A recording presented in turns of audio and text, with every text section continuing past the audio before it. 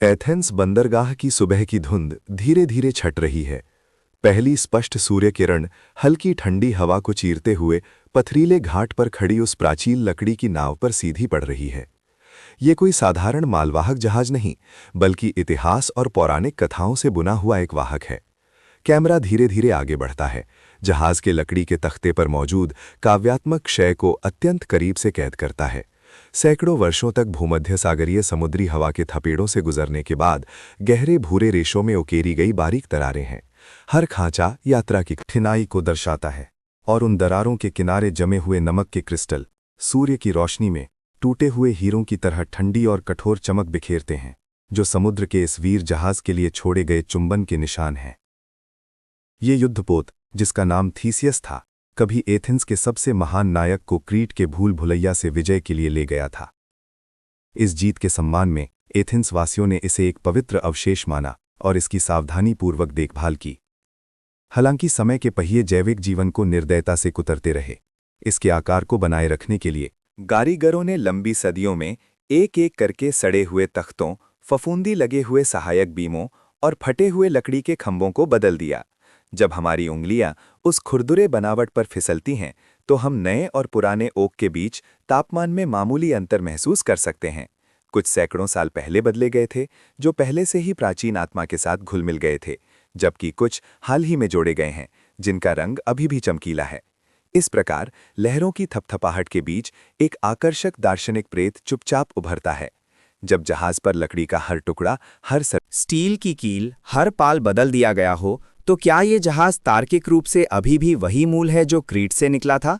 यदि हम सभी त्याग दिए गए, बदले गए पुराने लकड़ी के टुकड़ों को इकट्ठा कर लें और उन्हें मूल रूप से फिर से जोड़कर एक जहाज बना लें, तो कानून और आत्मा के पैमाने पर कौन सा वास्तव में थीसियस की इच्छा को धारण करता है? ये केवल वस्तुओं के बारे में बहस नहीं है, बल्कि मानव जाति के बारे में एक रूपक है। कोशिकाओं के चयापचय और यादों की परतों के साथ कल के आप और आज के आप वास्तव में किस पर भरोसा करते हैं, ताकि उस नाजुक और अद्वितीय पहचान को बनाए रख सके। एथेंस के इस चमकते हुए समुद्र तट पर उत्तर लकड़ी की नाव के हिलने के साथ अस्तित्व और शून्यता के बीच झूल रहा है। थीसियस के जहाज के कील की गहराई में समय एक क्षणभंगुर भ्रम नहीं है, बल्कि एक धीमा, शांत और अपरिवर्तनीय सूक्ष्म युद्ध है। जब उच्च सांद्रता वाले नमक से भरी नमी की पहली परत घने ओक की लकड़ी के रेशों में प्रवेश करती है, तो वो सूक्ष्म दुनिया, जो कभी पूरी पौराणिक संरचना को सहारा देती थी, शून्यता में लौटने की अपनी लंबी विदाई शुरू की है। ये एक आणविक स्तर पर शुरू हुआ संरचनात्मक पतन है। पानी के अणु धैर्यवान आक्रमणकारियों की तरह चुपचाप लिग्निन और सेल्यूलोज के बीच पहले से कसकर बंधे रासायनिक बंधों को खोल देते हैं। लकड़ी के भीतर पानी की मात्रा बढ़ने के साथ समुद्री हवा और नमी में छिपे हुए कवक के बीजाणु अंततः जागृति का संकेत पकड़ लेते हैं। वे अंधेरे लकड़ी की दरारों में बालों जैसे पतले सफ़ेद भूरे माइसीलिया कवक तंतु उगाते हैं, जो मूक बिजली या अर्धपारदर्शी नसों की तरह लकड़ी की घनी नलिकाओं के बीच उन्मत्त और सटीक रूप से फैलते हैं। ये माइसीलिया लगातार अत्यधिक प्रभावी पेरोक्सिडेज और ऐसे एंजाइम स्रावित करते हैं। ये जैव रासायनिक विलायक एक सूक्ष्म, धीरे धीरे जलने वाली ठंडी आग की तरह हैं, जो लकड़ी के सबसे कठोर आधार लिग्निन को थोड़ा थोड़ा करके ऑक्सीकृत और निम्नीकृत करते हैं। अत्यधिक उच्च आवर्धन वाले दृष्टिकोण से आप देखेंगे कि मूल रूप से मधुमक्खी के छत्ते जैसी व्यवस्थित कोशिका भित्तियां धीरे धीरे पतली होती जा रही हैं, अनियमित छेद दिखाई दे रहे हैं। वे वाहिकाएं जो कभी पेड़ों के पोषक तत्वों को पहुंचाने और गुरुत्वाकर्षण का विरोध करने के लिए जिम्मेदार थीं, अब कवक सेना के स्वतंत्र रूप से घूमने के लिए गलियारे बन गई हैं। जैसे जैसे सेल्यूलोज कवक के विकास के लिए शर्करा में टूटता है, लकड़ी का रंग धूप जैसे एम्बर से बदलकर भूरा काला हो जाता है और बनावट भी लचीले से भंगुर हो जाती है। अंततः सूखी फटी हुई जमीन जैसी एक चौकोर विघटन बन जाती है। हवा में एक भारी गंध फैल जाती है, जो नमकीन समुद्री धुंध, हल्के अम्लीय किण्वन और गहरी मिट्टी की एक मिश्रित सुगंध है, जो ये दर्शाती है कि कार्बनिक पदार्थ अपने सबसे आदिम आणविक अवस्था में टूट रहे हैं। ये क्षय केवल विनाश नहीं है, बल्कि भौतिक गुणों और रासायनिक घटकों से बुना हुआ एक सटीक अधापतन है। एजियन सागर की तूफानी लहरों का सामना करने में सक्षम भारी जहाज के किनारे वर्षों के जैविक निम्नीकरण के तहत अपनी आंतरिक यांत्रिक शक्ति पूरी तरह से खो चुके हैं, और उनकी जगह स्पंज जैसी नरम और गरिमाहीन जल अवशोषण क्षमता ने ले ली है। जब आप अपनी उंगलियों से बचे हुए लकड़ी के दाने को छूते हैं तो आपको अब पेड़ के विकास की दृढ़ता महसूस नहीं होती, बल्कि आसन्न विघटन की कमजोरी महसूस होती है। जरा सा दबाव डालने पर वो वाहक जो कभी नायकों के सपनों को वहन करता था, राख ऐसे भूरे टुकड़ों में टूट जाएगा और नम तलपेट में हवा के साथ बिखर जाएगा। यही वो सबसे सच्चा निशान है जो समय ने पदार्थ पर उकेरा है। माइसीलिया के फैलाव और रेशों के टूटने में पहचान की भौतिक सीमाएं प्रकृति द्वारा कोमलता से और क्रूरता से मिटाई जा रही हैं, जिससे सब कुछ अपरिवर्तनीय निम्नीकरण की प्रक्रिया में धीरे धीरे सभी चीज़ों के प्रारंभिक चक्र में विलीन हो रहा है। इस शांत कार्यशाला में, जो कोलाहल भरी लहरों से दूर है और मोटी पत्थर की दीवारों तथा छाया से घिरी हुई है, समय सूक्ष्म धूल में जमा हुआ प्रतीत होता है। केवल लकड़ी की विशिष्ट मीठी सुगंध हवा में धीरे धीरे फैल रही है। कारीगर के झुर्रियों और ऐतिहासिक निशानों से भरे हाथ सावधानीपूर्वक अभी अभी लाए गए लकड़ी के ढेर में घूम रहे हैं और अंततः लकड़ी के एक घने रंग और बारीक बनावट वाले ताज़े ओक के टुकड़े पर रुकते हैं। ये कोई सामान्य जंगल की लकड़ी नहीं है, बल्कि सावधानीपूर्वक चुनी गई, गहरे पहाड़ों में उगी हुई और अत्यधिक घनत्व वाली यूरोपीय सफ़ेद ओक है। इसमें मौजूद उच्च सांद्रता वाला टैनिन एसिड न केवल थोड़ी कड़वाहट और मीठेपन की मिलीजुली एक अनूठी लकड़ी की सुगंध देता है, बल्कि प्राचीन जहाज निर्माताओं की नज़रों में परजीवियों और समुद्री पानी के क्षरण का सबसे अच्छा प्राकृतिक बचाव भी है। कार्यशाला के अंदर की हवा ठंडी और स्थिर है। केवल एक सुनहरी धूप की किरण ऊंची खिड़की के शीशे से तिरछी होकर अंदर आती है, जो हवा में तैरते लकड़ी के रेशों को बारीक तारों की धूल की तरह चमका रही है। जब कारीगर एक साधारण वर्कबेंच पर बैठकर अपनी चमकीली लंबी आरी के दांत को लकड़ी के किनारे पर सटीकता से साधता है, तो उस पल की खामोशी अत्यंत गंभीर और पवित्र लगती है। बाह की मांसपेशियां स्वरों की शक्तिशाली लय के साथ स्टील और कठोर लकड़ी के रेशों के बीच एक गहरा संवाद शुरू होता है। जब लकड़ी की आरी ओक से टकराती है तो एक अत्यंत समान और लयबद्ध ध्वनि उत्पन्न होती है। वो नियमित श श की ध्वनि जो एक प्राचीन पेंडुलम की खाली हॉल में गूंज जैसी होती है, या एक गुप्त कक्ष में पृथ्वी की धड़कन जैसी। प्रत्येक धक्का और खिंचाव अत्यधिक शक्ति और सटीक संयम से भरा होता है। काटने पर उत्पन्न होने वाली भौतिक गर्मी धीरे धीरे लकड़ी की गहराई में छिपी राल की सुगंध को छोड़ती है, जिससे पूरे कार्यक्षेत्र को एक नम प्राचीन जंगल की तरह सजाया जाता है। वे हल्के पीले रंग के बारीक लकड़ी के चिप्स आरी के ब्लेड की प्रत्येक आगे पीछे गति के साथ हल्के से बाहर निकल आते हैं। वे अपने मूल ठोस शरीर से अलग होकर पूरी तरह से स्थिर हवा में धीरे धीरे घूमते और नाचते हैं, और अंत में एक मूक सर्दियों की बर्फ की तरह लकड़ी के फर्श और उन वर्षों से जमा हुए औजारों के निशानों पर हल्के से ढक जाते हैं। ये नई उगी हुई ओक थीसियस के जहाज पर उस पुराने तख्ते को बदलने के लिए एकदम सही वक्र में काटा जाएगा, जो एजियन सागर के नमक में लंबे यहाँ तक डूबे रहने के कारण सूख गया था और सड़ गया था। कारीगर की आंखें लकड़ी के कटे हुए हिस्से पर रेडियल रूप से फैले हुए मज्जा रेखाओं मेडुलरी रे को घूरती हैं। वे संरचनाएं जिन्हें लकड़ी वैज्ञानिक चांदी के फूल कहते हैं, इस पेड़ के जंगल में सैकड़ों वर्षों तक खड़े रहने की तूफानी यादों को दर्ज करती हैं। और अब ये यादें कारीगर के कौशल के माध्यम से अपनी जीवन शक्ति और भौतिक अस्तित्व को उस पौराणिक जहाज की आत्मा में सहज रूप से प्रवाहित कर रही हैं। इस शांतिपूर्ण और नियमित लय में पहचान का प्रवाह अब कोई दुख र का दार्शनिक रहस्य नहीं है, बल्कि लकड़ी का स्पर्श योग्य गर्माहट है। हर आरी की ध्वनि में जीवन का प्रतिस्थापन है और हर लकड़ी की धूल का कण है जो स्थिर हवा में धीरे धीरे गिरता है और अंततः पृथ्वी की खामोशी में लौट आता है। अब कैमरे के साथ रुककर पहली शताब्दी ईस्वी की उस शांत पुस्तकालय में प्रवेश करें, जहां हवा में पुरानी चमपत्र की विशिष्ट हल्की पशुवसा और सूखी धूल की ठंडी सुगंध तैर रही है। कैमरा अत्यंत सूक्ष्मदर्शी दृष्टिकोण से प्लूटार्क के विश्व प्रसिद्ध दस्तावेज की सतह पर धीरे धीरे सरकता है। ये कोई बिल्कुल सपाट सतह नहीं है, बल्कि सूक्ष्म उतार चढ़ाव वाली पहाड़ियों का एक क्षेत्र है। ये हजारों बार खींचने और गूंधने के बाद चर्मपत्र के रेशों द्वारा छोड़े गए जीवन के निशान हैं। उस नंगी आंखों से अगोचर सूक्ष्म दुनिया में प्राचीन लौह गैल स्याही ऑब्सिडियन जितनी गहरी, लेकिन जंग लगे लाल भूरे रंग की जटिल छटा दिखाती है। वे जीवित तरल की तरह रेशों की जटिल दरारों में लहराते और रिसते हैं। अंततः हर छिद्र की गहराई में शाश्वत दार्शनिक प्रतीकों में जम जाते हैं। आप स्याही के किनारों पर उस सूक्ष्म पंखों लय प्रभाव को स्पष्ट रूप से देख सकते हैं, जो 2000 साल पहले की लेखन की आर्द्रता और स्याही में मौजूद टैनिन एसिड के संयुक्त प्रभाव का निशान है। सूखी धरती की दरारों की तरह ऐतिहासिक चिंतन के भार को अंकित करता है।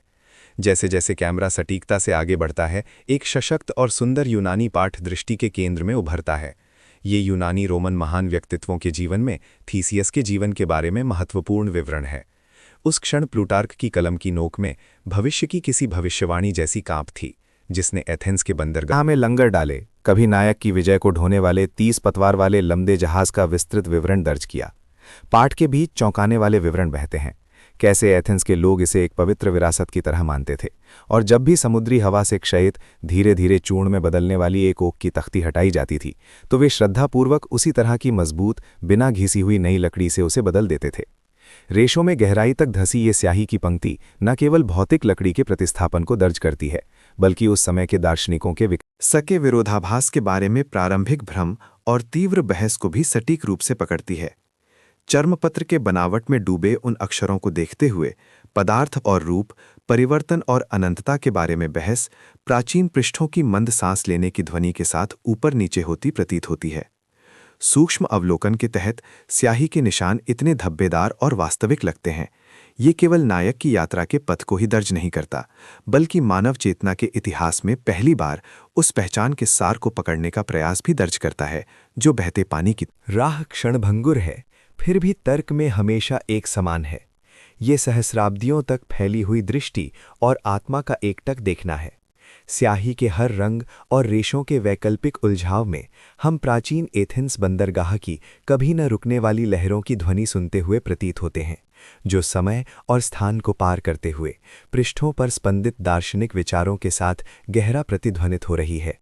उस भारी गोदाम के दरवाजे को धकेलते हुए जो लकड़ी के सूखने से एक कर्कश धीमी कराहट निकाल रहा था, प्राचीन राल, कड़वे समुद्री नमक और हल्की नम मिट्टी मिलीजुली एक भारी गंध एक पल में भावनाओं को एक लहर की तरह लपेट लेती है। ये समय द्वारा जानबूझकर भुला दिया गया एक बंद आयाम है, जो बाहरी बंदरगाह के कोलाहल से पूरी तरह अलग है। हवा में एक लगभग पवित्र शांति जमी हुई है। नजरें धीरे धीरे ऊपर उठती हैं, उन ऊंची खुरदुरी पत्थर की दीवारों में गहरे धसी हुई संकरी खिड़कियों के किनारों पर सूर्यास्त की कुछ दृढ़ किरणें दशकों से जमा हुए जालों को चीरती हुई इस अंधेरे खाई में तिरछी पड़ती हैं, जिससे सोने के कुछ ठोस और लगभग वास्तविक प्रकाश स्तंभ बनते हैं। इन जमी धुआं प्रकाश धाराओं में अनगिनत सूक्ष्म धूल के कण अत्यंत धीमी और अनियमित गति से घूम रहे हैं। वे सूक्ष्म जगत के तारों की धूल की तरह हैं, जो प्रकाश और छाया से बुनी हुई खामोशी में चुपचाप तैरते, टकराते और फिर अंधेरे की सिलवटों में चुपचाप गायब हो जाते हैं। हर धूल का कण मानो लहरों से टकराए हुए एक पुराने अतीत को समेटे हुए हो। इस धुंधली रोशनी में जहां तक नजर जाती है, युद्ध में मरे हुए नायकों के कंकालों की तरह खामोशी से ढेर की हुई पुरानी लकड़ी दिखाई देती है। ये कभी थीसियस के जहाज के सबसे प्रारंभिक, सबसे शुद्ध भौतिक घटक थे। हर बीम, हर जहाज का तख्ता कभी जंगल में ऊंचा खड़ा ओक का पेड़ था, जिसने एजियन सागर के नमकीन और भयंकर तूफानों को देखा था। उन लकड़ियों की सतह को करीब से देखने पर समय के निशान पार्श्व प्रकाश में चौंकाने वाले लगते हैं।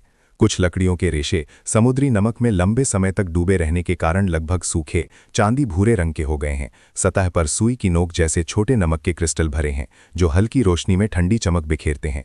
समुद्री हवा और कवक के दोहरे क्षरण के तहत लकड़ी के रेशे ढीले, सूखे और परतदार हो गए हैं, मानो एक उंगली के हल्के स्पर्श से वो महान वीर गाथा इतिहास की धूल में बदल जाएगी। हालांकि यही वे अवशेष हैं जिन्हें सड़ा हुआ मानकर बदल दिया गया और त्याग दिया गया था, जो उस पौराणिक युद्धपोत का वास्तविक शरीर थे, जिसने शुरू में पोसाइडन के क्रोध का सीधा मुकाबला किया था और अनगिनत नायकों के जीवन को बचाया था। टूटते हुए पतवारों, मुड़ी हुई पसलियों और दरारों से भरे कील के बीच प्रकाश और छाया एक दूसरे को काटते हुए गहरे और कठोर ज्यामितीय रूपरेखा बनाते हैं। कोने से लकड़ी के तापमान परिवर्तन के कारण होने वाली हल्की चटकने की आवाज आती है, जैसे ये प्राचीन पुर्जे अंधेरे में हजारों साल की फुसफुसाहट कर रहे हों। ये गोदाम सिर्फ एक भंडारण स्थान नहीं है, ये सार के बारे में एक भौतिक कब्रगाह जैसा अधिक है। जब नीले समुद्र पर चल रहा वो जहाज पूरी तरह से नया हो गया, चिकनी त्रुटिहीन नई लकवी लगा ली गई और उत्साहपूर्वक लहरों को काट रहा था, तो इस जहाज की मूल आत्मा और भौतिक इकाई इस स्थिर धूल भरी रोशनी में पहचान के शुरुआती बिंदु के अंतिम रहस्य की अकेले रक्षा कर रही थी। लकड़ी के इन प्रतीत होने वाले अव्यवस्थित अवशेषों का ढेर दार्शनिकों की चिंतनशील नज़र में एक सबसे कठोर सवाल खड़ा करता है। यदि सभी मूल परमाणु यहाँ एकत्र हैं, यदि पदार्थ ही अस्तित्व का प्रमाण है, तो क्या वो नया जहाज जो दूर यात्रा पर है केवल एक पुराने नाम वाला एक व्यर्थ भ्रम है? और क्या थीसियस का असली जहाज चुपचाप शाश्वत रूप से इस सुनहरी धूल के बीच मर रहा है? बंदरगाह एक धीमा और शाश्वत मूर्तिकला क्षेत्र है।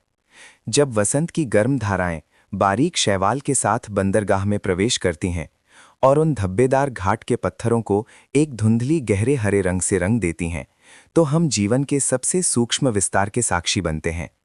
मौसम के बदलने के साथ गर्मी की तेज धूप जहाज की सतह से नमी को निर्दयता से वाष्पित करती है, जिससे पुरानी सागौन की लकड़ी गर्म होने और ठंडी होने पर एक धीमी और नियमित कराहट निकालती है। और जब शरद ऋतु की हवा आखिरी बची हुई गर्मी को ले जाती है, तो सर्दियों की रात की तेज ठंड लंगर के खंभों पर चमकीले बर्फ के फूल बनाती है। हवा में एक शांत और ठंडी नमकीन गंध फैल जाती है, मानो समय भी समुद्र के तापमान के साथ ठंडा हो गया हो। यहाँ ज्वार भाटा पृथ्वी की सबसे स्थिर सांस है। दूर के चंद्रमा और सूर्य के गुरुत्वाकर्षण के अदृश्य खिंचाव से प्रभावित होकर समुद्र तल दिन और रात के परिवर्तन के साथ एक शानदार और सुरुचिपूर्ण उतार चढ़ाव दिखाता है। हर बार जब ज्वार आता है तो नीला समुद्र रेशम की तरह उन चट्टानों की दरारों पर चढ़ जाता है जो वर्षों से अपक्षयित हो चुकी हैं। अंधेरे छिपे हुए समुद्री एनीमोन और शंख को धीरे से जगाता है, और जब ज्वार उतरता है तो चट्टान की दीवारों पर अनियमित नमक के निशान की पंक्तियां छूट जाती हैं, जो अंतरिक्ष में समय के चलने का भौतिक पैमाना है।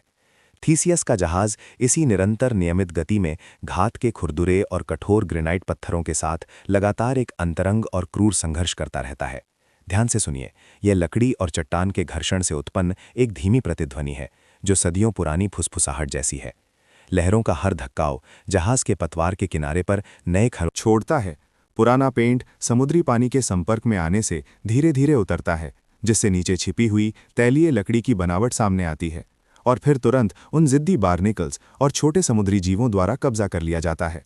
वस्तुओं पर पर्यावरण का ये निरंतर संशोधन केवल विनाश नहीं है, बल्कि एक धीमी और अपरिवर्तनीय पुनर्गठन प्रक्रिया है। हर अनियमित निशान, हर जगह ऑक्सीकरण से उत्पन्न रंगीन जंग के धब्बे प्रकृति द्वारा जहाज के शरीर पर छोड़ी गई अद्वितीय छाप हैं। जब मूल रूप से चिकन जहाज की प्रेंजी लेद आप नदी के बहाव से घिसकर खुरदरी हो जाती है, जब मूल रूप से नुकीले किनारे लहरों के थपेड़ों से घिसकर नरम गोलाकार आर्क बन जाते हैं, तो हम पूछने पर मजबूर होते हैं, ये वाहक जो लंबे वर्षों और विशाल समुद्र के संयुक्त प्रयासों से गढ़ा गया है, क्या ये प्राकृतिक पर्यावरण का हिस्सा है या वो एक अकेला इकाई है जिसे जहाज निर्माता ने शुरू में परिभाषित किया था? यहाँ पहचान अब एक स्थिर लेबल नहीं है, बल्कि हर ज्वार भाटे, हर तूफान, हर सर्दी गर्मी के परिवर्तन में अनगिनत भौतिक टकरावों और रासायनिक प्रतिक्रियाओं से संचित एक गतिशील कथा है। बंदरगाह का ये विशाल दर्पण निष्पक्ष रूप से रिकॉर्ड करता है, कोई भी चीज़ पर्यावरण के अदृश्य हाथों के स्पर्श में अपनी प्रारंभिक पूर्ण शुद्धता को बनाए नहीं रख सकती। अब कृपया मेरे साथ मिलकर अपना आकार छोटा करें और त्वचा के नीचे बहने वाली उस गहरी लाल नदी में गोता लगाएं। ये एक ऐसा ब्रह्मांड है जिसे बाहरी दुनिया ने भुला दिया है, फिर भी ये जीवन से भरपूर और एकांत है। सूक्ष्मदर्शी की नज़र में रक्तवाहिकाओं की दीवारें अब चिकने ऊतक नहीं हैं, बल्कि रेशम जैसी अर्धपारदर्शी नाजुक बनावट दिखाती हैं, जिसके भीतर गर्म और चिकनी जीवन की धाराएं प्रवाहित हो रही हैं। आप हजारों चपटी डिस्क जैसी माणिक्य जैसी चमकती लाल रक्त कोशिकाओं को देखेंगे। वे नियमित एकल पंक्तियों में कतारबद्ध हैं और केवल एक कोशिका के गुजरने लायक सूक्ष्म वाहिकाओं में शालीनता से दबती और फिसलती हैं। ये एक मूक लेकिन शानदार लंबी यात्रा है। प्रत्येक लाल रक्त कोशिका इस संचालन को बनाए रखने के लिए ऑक्सीजन का भार वहन करती है। हालांकि यह एक अंतहीन यात्रा नहीं है। सटीक जैविक घड़ी की टिक टिक के बीच उनका जीवन चक्र केवल 120 दिनों तक सख्ती से सीमित है। जब ये छोटी लाल नावें अपनी लंबी यात्रा में धीरे धीरे घिस जाती हैं और पुरानी हो जाती हैं, तो वे बहाव के साथ प्लीहा यानी स्प्लीन नामक शांत जहाज तोड़ने वाले यार्ड तक पहुंचती हैं, जहां उन्हें चुपचाप विघटित और पुनर्चक्रित किया जाता है। इसी बीच अस्थि मज्जा के भीतर छिपी हुई जीवन की फैक्ट्री दिन रात काम करती रहती है, नवजात कोशिकाओं को इस शाश्वत रिले दौड़ में भेजती रहती है। चयापचय नामक ये चमत्कार प्राचीन यूनानी दर्शन में एथेंस बंदरगाह में खड़े थीसियस के जहाज के साथ एक समय और स्थान से परे का सहस्थान बनाता है। कल्पना कीजिए, कारीगर सड़ी हुई ओक की डेक को हटाने में व्यस्त हैं, उन्हें चमकीले नए सामग्री से बदल रहे हैं, जब तक कि रे जहाज पर मूल लकड़ी का एक भी टुकड़ा न बचा हो। आपका शरीर भी ऐसा ही है, सूक्ष्म पैमाने पर।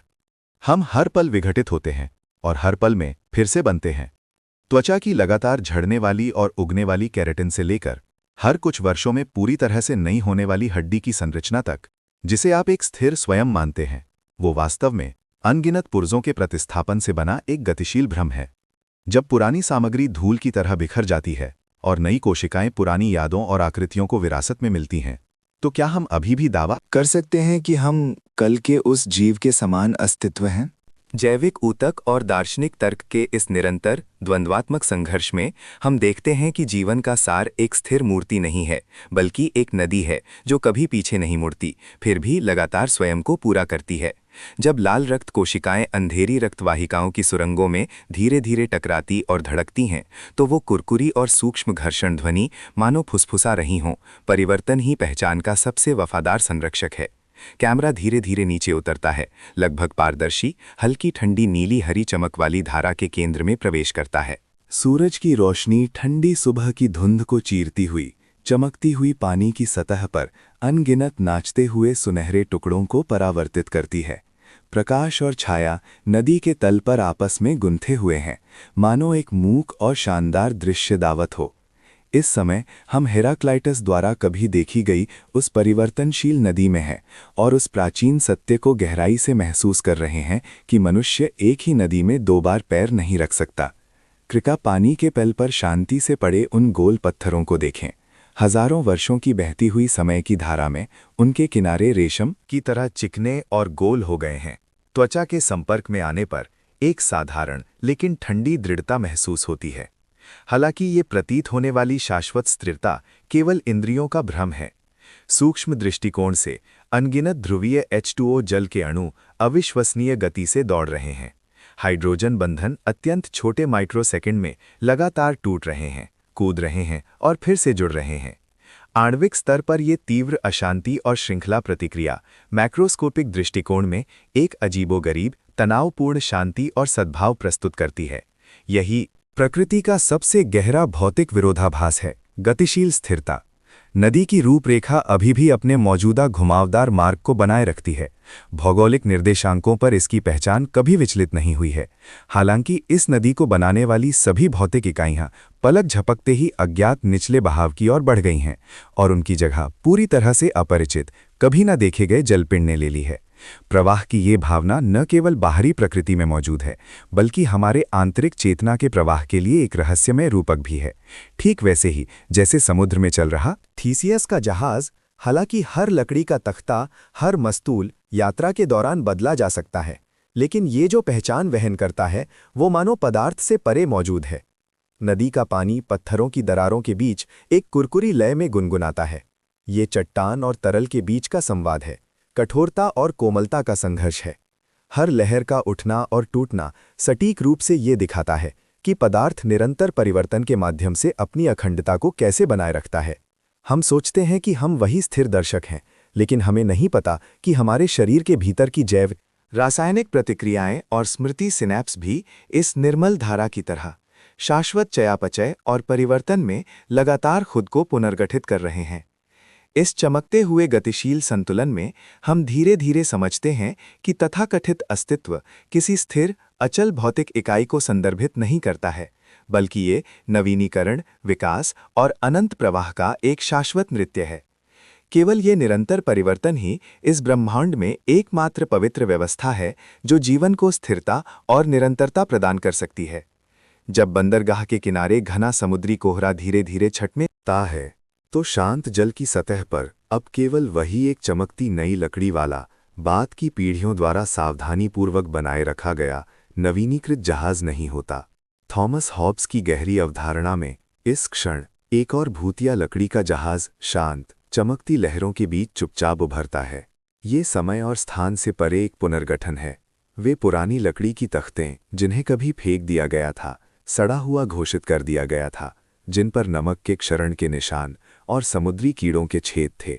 उन्हें एक एक करके फिर से निकाला गया, सुखाया गया, मिलाया गया और सब मूल जहाज निर्माण योजनाओं के अनुसार उन्हें सावधानीपूर्वक फिर से उनके मूल स्थान पर जोड़ दिया गया। कचरे से बना ये दूसरा जहाज उसकी हर पसली प्राचीन दूर की यात्राओं की आत्मा और तूफानी लहरों की यादों को समेटे हुए है। उसकी कील भले ही सदियों की धुंधली दरारों से भरी हो, लेकिन सूरज की रोशनी में एक लगभग विकृत यथार्थता झलकती है। वो समय का बलपूर्वक संघनन होने के बाद की भारीपन और उदासी है। अब आकार और संरचना में पूरी तरह से समान दो जहाज जल की सतह पर अभूतपूर्व मुद्रा में स्थिर होकर एक दूसरे का सामना कर रहे हैं एक दूसरे से केवल 10 कदम से अधिक दूरी पर नहीं, एक दम घोटने वाला दार्शनिक तनाव पैदा कर रहे हैं। बाईं ओर का जहाज वो प्रतिकृति है जिसका पदार्थ पहले ही खो चुका है, जो केवल रूप और तर्क पर निर्भर होकर कायम है। दाईं ओर का जहाज वो अवशेष है जिसका रूप कभी बिखर गया था, फिर भी जिसने अपनी सभी प्रारंभिक भौतिक मात्रा को बरकरार रखा है। जब हल्की समुद्री हवा दोनों के डेक से गुजरती है तो एक तरफ से ताज़ी लकड़ी की विशिष्ट कच्ची और जीवंत गंध आती है, दूसरी तरफ से पुरानी, मौसम से प्रभावित लकड़ी की नमकीन फफूंदी, वाली और बासी, सूखी दरारों की सूक्ष्म ध्वनि आती है।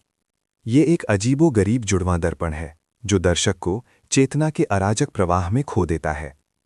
यदि पहचान एक सतत भौतिक अस्तित्व है, तो क्या ये दोषों, दरारों और जीर्णता से भरा पुनर्जीवित जहाज ही वास्तव में थीसियस नामक आत्मा का मालिक है? पानी की सतह एक विशाल काले शीशे की तरह शांत है, जो दोनों जहाज़ों की एक जैसी रूपरेखा को दर्शाती है। केवल लकड़ी का रंग उनके मूल विचलन को प्रकट करता है। ये एक मूक न्याय है। दोनों शांत लहरों में धीरे धीरे हिलते हैं। कोई भी अंतिम उत्तर नहीं दे सकता। केवल वो ठंडा समुद्री पानी दोनों जहाज़ों के किनारे के संगम पर अत्यंत छोटी लहरें पैदा करता है, चुपचाप वास्तविकता की एकमात्र परिभाषा को निगल रहा है। दर्शक की नज़रें नई फाइबर और सड़ी हुई बनावट के बीच आगे पीछे घूमती हैं, मानो एक ऐसे भ्रम का पीछा कर रही हूं जिसे कभी स्थिर नहीं किया जा सकता। हमें अस्तित्व की अखंडता, स्मृति के नमूनों और भौतिक सीमाओं के बारे में एक अंतहीन ध्यान में ले जाती हैं, जिससे इंद्रियां दोनों जहाज़ों की आपस में कटी हुई छाया के नीचे धीरे धीरे धुंधली और स्थिर हो जाती हैं। अब कृपया इस विशाल और बारीक तंत्रिका नेटवर्क के चित्र को एकटक देखें। ये खोपड़ी के अंधेरे कोने में गहरे दबे हुए एक चमकदार जंगल की तरह है। हर ऊंचा विशाल पेड़ एक न्यूरॉन है। वे अरबों सिनैप्सिस के माध्यम से एक दूसरे से जुड़ते, बुनाते और लिपटते हैं। इस प्रतीत होने वाले शारीरिक आरेख के पीछे वास्तव में एक सूक्ष्म विरोधाभास छिपा है जो सभी दार्शनिकों और तंत्रिका शरीर विज्ञानियों को चकित कर देता है। आपकी भौतिक नींव एक तेज धारा में क्षण भर में बदलते पानी की बूंदों की तरह हर पल एक मूक क्षरण और पुनर्गठन से गुजर रही है। वैज्ञानिक अनुसंधान से पता चला है कि न्यूरॉन कोशिका कंकाल और सिनैप्टिक संरचनाओं को बनाने वाले प्रोटीन का अर्ध जीवन काल अक्सर केवल कुछ दिनों या हफ्तों का होता है। इसका मतलब है कि भौतिक स्तर पर आपका मस्तिष्क हर कुछ समय में पूरी तरह से नए पुर्जों का एक पेट बदल देता है। हालांकि बचपन की गर्मी की दोपहर की टिड्डियों की आवाज़, पहली बार प्यार में पड़ने पर दिल की तेज धड़कन, ये प्रतीत होने वाले नाजुक स्मृति खंड इस निरंतर और विनाशकारी कोशिका चयापचय तूफान को पार करके आपकी चेतना की गहराई में अभी भी इतने जीवंत, इतने पूर्ण रूप से कैसे निवास कर सकते हैं? आइए हम अपनी दृष्टि को अत्यधिक बढ़ाएं, उसे नंगी आंखों से अगोचर केवल 20 नैनोमीटर चौड़ी तंत्रिका सिनैप्टिक खाई तक ले जाएं। वहां आप ठोस पदार्थ से परे की सुंदरता देखेंगे। तरल जैसे रासायनिक न्यूरोट्रांसमीटर चमकते हुए तरल सोने की तरह। विद्युत संभावित अंतर के कारण न्यूरॉन्स के बीच क्षणिक विद्युत संचार पुल बनाते हैं। जब एक कमजोर लेकिन सटीक जैव विद्युत संकेत एक लंबी अक्षतंतु से बिजली की तरह गुजरता है, तो स्मृति इस सुरुचिपूर्ण और जटिल विद्युत निर्वहन अनुक्रम में समय और स्थान से परे अपनी निरंतरता पाती है। ये अब किसी विशेष परमाणु या अणु पर निर्भर नहीं करती, बल्कि एक गतिशील कोडिंग में विकसित हुई है, एक गणितीय आकृति जो शाश्वत परिवर्तन में व्यवस्था और संतुलन की तलाश करती है। यही थीसियस के जहाज की परम उपमा है जो हमारे दिमाग में चलती है। सड़े हुए तख्तों को एक एक करके हटाया जाता है, नई लकड़ी फिर से लगाई जाती है, पाल तूफान में फट जाते हैं और सावधानी से सिल दिए जाते हैं। लेकिन नौकायन की वो इच्छा, वो अद्वितीय आत्म पहचान, उस कभी ना बुझने वाले कोशिका के अंतराल में तेजी से कूदने वाले रासायनिक विद्युत संबंध केत की तरह है, जो पदार्थ के विघटन और पुनर्जन्म के बीच समय की लंबी नदी के पार चेतना की एक धारा बुनती है। हम उस जहाज की भौतिक इकाई स्वयं नहीं हैं, बल्कि लहरों में लगातार धड़कती हुई, कभी न रुकने वाली नौकायन मुद्रा हैं। ये इलेक्ट्रोलाइट्स और प्रोटीन द्वारा संयुक्त रूप से रचित जीवन का एक गान है, जो दर्शाता है कि मानव चेतना कैसे नाजुक तंत्रिका नेटवर्क में उन अस्थिर संकेत प्रवाहों के माध्यम से आत्मा की उस निरंतरता और गरिमा की रक्षा करती है जो विलुप्त होने से इनकार करती है। शाम की अंतिम किरणें धीरे धीरे धीरे क्षितिज के नीचे डूब रही हैं। एजियन सागर की चमकती लहरों को गहरे सुनहरे एम्बर जैसी मोटी परत से रंग रही हैं। हवा में समुद्री नमक की तेज गंध और सूर्यास्त से गर्म होकर ठंडी हुई चट्टानों की खुशबू फैली हुई है। हम इस सदियों पुराने पत्थरों से बने घाट के किनारे खड़े हैं। रिकॉर्डिंग उपकरण इस प्राचीन समुद्री क्षेत्र की सबसे गहरी, सबसे निजी सांस को सटीकता से कैद कर रहे हैं। जब भारी और लाल भूरे जंग के धब्बों से भरी कच्ची लोहे की लंगर की जंजीर गहरे नीले समुद्री पानी के धकेले जाने पर एक धीमी और शक्तिशाली लय में बार्निकल्स और खुरदुरे नमक के क्रिस्टल से ढकी पथरीली तटबंध से टकराती है, तो वो अत्यंत कम आवृत्ति वाली धीमी गड़गड़ाहट हमारे पैरों के नीचे की ग्रेनाइट परत से होकर हड्डियों के माध्यम से हमारी चेतना की गहराई तक पहुंचती है। मानो भौतिक दुनिया स्वयं मैक्रोस्कोपिक समय के पैमाने पर एक भारी आह भर रही हो। धातु और पत्थर की हर टक्कर में एक अमिट वास्तविक बनावट है। वो समुद्री पानी द्वारा दशकों तक निर्दयता से क्षयित लौह तत्व और भूगर्भीय युगों की कसौटी पर परखे गए चट्टानों के बीच एक लंबी और अटूट मूक बातचीत है। दूर ज्वार एक शाश्वत और सटीक लय के साथ घाट के अंतिम छोर पर स्थित ब्रेक वाटर से लगातार टकरा रहा है। वो टूटते पानी की ध्वनि धीरे धीरे पतली होती गोधूली की रोशनी में अत्यधिक अलौकिक, फिर भी असामान्य रूप से भौतिक लगती है। इस ध्वनि का तनाव ठीक थीसियस के जहाज के दार्शनिक मूल के साथ एक अद्भुत प्रतिध्वनि पैदा करता है। जब उस पौराणिक लकड़ी के जहाज पर हर सड़ी हुई ओक की लकड़ी को एक एक करके मजबूत नई सामग्री से बदला जाता है, तो जिस घाट पर वो टिका है वो भी वास्तव में नंगी आंखों से अगोचर सूक्ष्म पैमाने पर उसी तरह के पुनर्गठन से गुजर रहा है। छोटे नमक के क्रिस्टल चट्टानों की दरारों में लगातार फैलते रहते हैं, अणुओं के विस्थापन को धीरे धीरे धकेलते हैं। हर उठती हुई समुद्री लहर कुछ चूना पत्थर की ऐतिहासिक यादों को बहा ले जाती है और फिर अगली उतरती हुई ज्वार में गहरे समुद्र से नई सामग्री छोड़ जाती है। इस लगभग जमी हुई ध्यान की स्थिति में हम केवल धातु और पत्थरों के भौतिक घर्षण को नहीं सुनते, बल्कि विशाल समय स्थान के आयामों में परमाणुओं और ऊर्जा के अंतहीन प्रवाह को सुनते हैं।